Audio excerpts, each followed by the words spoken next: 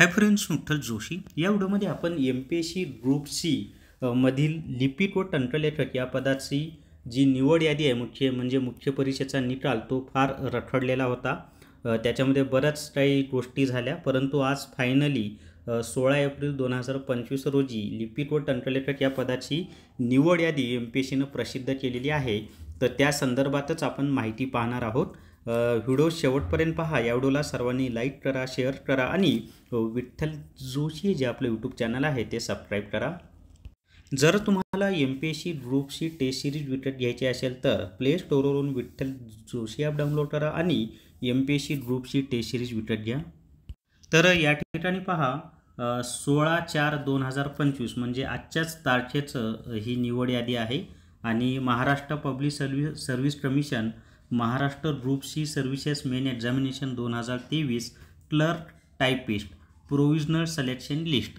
आता या ठिकाणी पहा जे टॉपर आहे तो टॉपर आहे 278.50, त्याच्यानंतरचा आहे 274.50, नंतर 267.50, 267 परत 267। आता हे मार्क्सचं मी तुम्हाला सांगत नाही, पण अशा पद्धतीने ही यादी लागलेली आहे, हे आपल्यासाठी महत्त्वाची आहे पहा।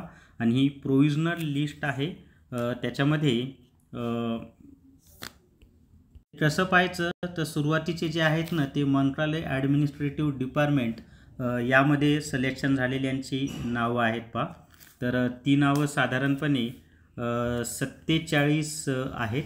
त्याच्यानंतर डिव्हिजनल इन्फॉर्मेशन ऑफिस नाशिक याच्यामध्ये आहे, म्हणजे नाशिक प्रशासकीय विभागाचं, तर ती यादी आहे। त्याच्यानंतरचं आहे डिव्हिजनल इन्फॉर्मेशन ऑफिस लातूर यांची यादी आहे पहा।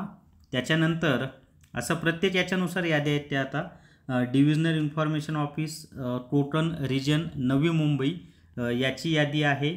असं डिव्हिजननुसार त्यांनी डिव्हिजनल इन्फॉर्मेशन ऑफिस अमरावती, आता हे काय मी सर्व तुम्हाला PDF दाखवत बसत नाही। त्याच्यानंतर divisional information office Chhatrapati Sambhajinagar यांनी औरंगाबाद दिले, हे चुकीचं आहे, छत्रपती संभाजीनगर असं पाहिजे त्या ठिकाणी। तर अशा ते याद्या त्यांनी दिलेल्या आहेत पहा। आणि याची PDF तुम्हाला विठ्ठल जोशी हे जे आपलं टेलिग्राम चॅनल आहे त्यावर मिळून जाईल। तर हे नागपूर डिव्हिजनल इन्फॉर्मेशन ऑफिस नागपूरची यादी आहे। तर याची PDF मी तुम्हाला विठ्ठल जोशी हे जे आपलं टेलिग्राम चॅनल आहे त्यावर दिलेली आहे, तिथं जाऊन तुम्ही चेक करू शकता।